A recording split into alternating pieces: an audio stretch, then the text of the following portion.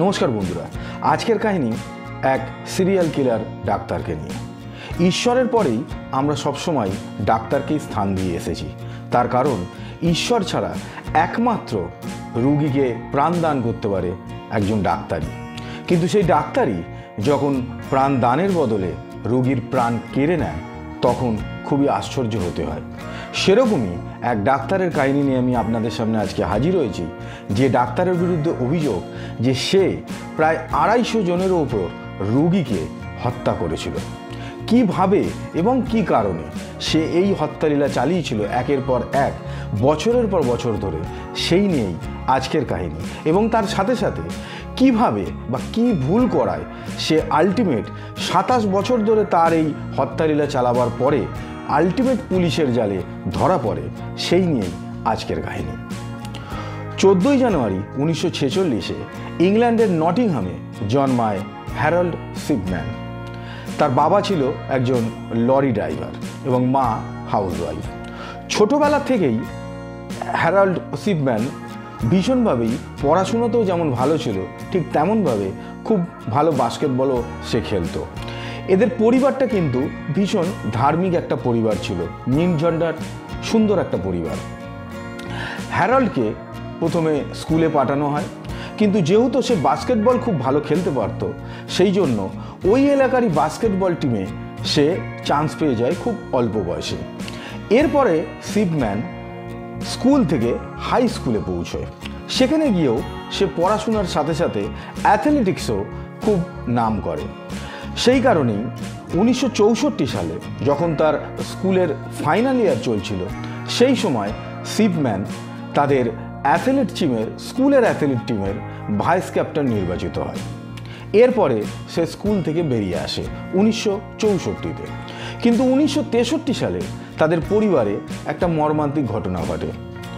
শিপম্যানের মা বহুদিন ধরেই ক্যান্সারে আক্রান্ত ছিলেন এবং তার ট্রিটমেন্ট চলছিল। কিন্তু যখন তার জীবনের প্রায় শেষের দিকে সে উপস্থিত হয়, তখন তার এই ক্যান্সারের যন্ত্রণা থেকে যাতে সে কিছুটা অন্তত নিষ্কৃতি পায়, সেই জন্য তার মাকে ডাক্তার মরফিন প্রয়োগ করত। আপনারা জানেন মরফিন এক রকমের ড্রাগ। ডাক্তার এটা মাকে প্রেসক্রাইব করছিল কিন্তু যাতে সে একটু অন্তত রিলিফ পায়, কারণ ততক্ষণে তার বাঁচার আশা শেষ হয়ে গেছিল, সে কিছুদিনের জন্যই আর পৃথিবীতে থাকতো।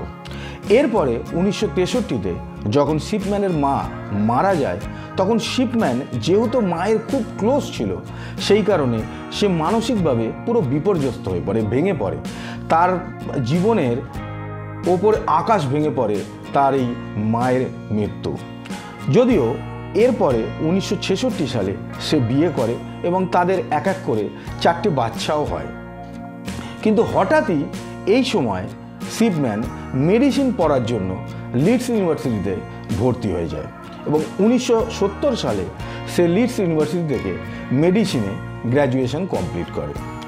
এরপরে যেরকমভাবে ডাক্তারি পাশ করে বেরোবার পর সবাই নিজস্ব চেম্বার খোলার জন্য আগ্রহী হয়, শিপম্যানও কিন্তু নিজস্ব চেম্বার খোলার জন্য চেষ্টা চালিয়ে যায়। 1974 সালে সে টডমরডেনে নামে একটি এলাকায় সে তার প্রথম চেম্বার খোলে এবং এখানে 1974 এবং 75 এই 2 বছর সেই টডমরডেনে থাকে।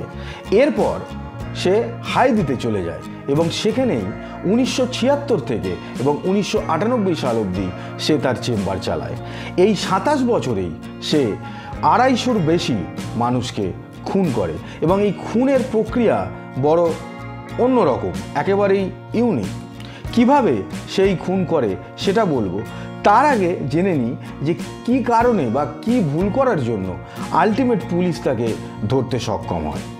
যখন সে এই হাইডিতে এসে চেম্বার খোলে এবং এখানেই সে আস্তে আস্তে তার প্রসার জমে উঠতে শুরু করে, তখন যখন 1994, 95, 96 এই সময়টা এসে কিন্তু পুলিশ তার উপরে সন্দেহ করতে শুরু করে। তার কারণ ওখানকার নিয়ম অনুযায়ী ডাক্তারকে যদি কোনো ডেথ সার্টিফিকেট ইস্যু করতে হয়, তাহলে ক্রিমেশন ফর্ম তুলতে হয় সরকার থেকে। সেইভাবেই দেখা যায় যে পুলিশ ওই এলাকায় প্রচুর পরিমাণে ডেথ সার্টিফিকেট ইস্যু করছে এই শিপম্যান। যেহেতু ক্রিমেশন সার্টিফিকেট তুলতে হতো, পুলিশ এটাও দেখে যে প্রচুর পরিমাণে ক্রিমেশন সার্টিফিকেট উঠছে এবং সেখান থেকে ডেথ সার্টিফিকেটও ইস্যু করছে একজন ডাক্তার। ফলে তাদের একটা সন্দেহ কিন্তু হয় এবং সেই মতো ছোটোখাটো লেভেলে একটা তদন্তও তারা করে, কিন্তু সেইভাবে কোনো রকম বড় কিছু প্রুফ ডাক্তারের এগেনস্টে তারা পায় না, তাই তদন্ত সেখানেই শেষ হয়ে যায়। কিন্তু 24শে জুন 1998-তে এসে শিবম্যান তার লাস্ট যে খুনটা করে সেখানেই সে কিছু ভুল করে বসে এবং তার সাথে সাথে কিছু অন্য তথ্য পুলিশের সামনে এসে হাজির হয়। 24শে জুন 1998-তে ক্যাথলিন নামে একজন মারা যায় এবং ইনি ছিলেন ওই এলাকার ফর্মার মেয়র। যেহেতু প্রতিষ্ঠাবান এবং ক্ষমতাবান মানুষ ছিলেন, সেই কারণেই হয়তো এটা নিয়ে একটুখানি মানুষ জেগে ওঠে। তার সাথে সাথে আর একটা জিনিসও হয়, এই ক্যাথলিন মারা যাওয়ার পর তাদের পরিবারের উকিল আসে এবং সে এসে জানায় ক্যাথলিনের মেয়েকে যে তারা দুই ভাই বোন ছিল, তারা ছাড়াও ক্যাথলিন ডাক্তারবাবুকে, যে ডাক্তারকে সে দেখাচ্ছিল অর্থাৎ শিবম্যানকে যে সে দেখাচ্ছিল, তার জন্য সে একটা বিপুল পরিমাণ অর্থ উইলে রেখে গেছে। এইটায় ক্যাথলিনের মেয়ের সন্দেহ হয় যে ডাক্তারবাবুকে তার মা সবে দেখানো শুরু করেছিল, এরম নয় যে বহু বছর ধরে সে তাদের পরিবারের ডাক্তার, সেটাও নয়। তা সত্ত্বেও কী কারণে একটা বিরাট পরিমাণ অর্থ তার মা এই ডাক্তারবাবুকে দিয়ে গেছে, সেই মতো সে পুলিশে কমপ্লেন করে। এই ক্যাথলিনের মেয়ের কমপ্লেন এবং তার সাথে সাথে আর একটা তথ্য আসে ওই এলাকারই, সেটা আসে আগস্ট মাসে 1998-এর আগস্টে একজন ট্যাক্সি ড্রাইভার এসে পুলিশে জানায় যে সে এই শিবম্যান ডাক্তারবাবুর কাছে প্রায় 21 জন রুগীকে তার ট্যাক্সিতে করে নিয়ে এসেছিল এবং যখন সে নিয়ে এসেছিল তখন কিন্তু তারা পুরোপুরি সুস্থ ছিল, কিন্তু এই 21 জনের কোনো একজনকেও সে দেখেনি যে ডাক্তারের চেম্বার থেকে বেরিয়ে আসতে। এইটা আসে।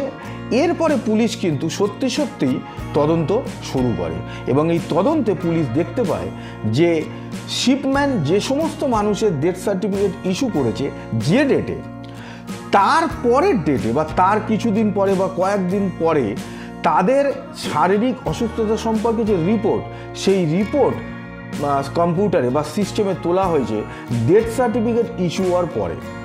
এই জায়গাটা এসে কিন্তু পুলিশ স্যাঙ্গুইন হয়ে যায় যে শিবম্যান কিছু না কিছু গন্ডগোল তো করছে, তার কারণ একজন মানুষের ডেথ সার্টিফিকেট ইস্যু হয়ে যাওয়ার পর কি করে তার রিপোর্ট আবার নতুন করে আপলোড করা যায়। এরপরে পুলিশ আর দেরি করে না, শিবম্যানকে 7ই সেপ্টেম্বর 1998-তে গ্রেপ্তার করে পুলিশ এবং গ্রেপ্তার হওয়ার পর ট্রায়াল চলতে থাকে এবং এই ট্রায়ালে উঠে আসে যে শিবম্যান কিভাবে মানুষকে খুন করত।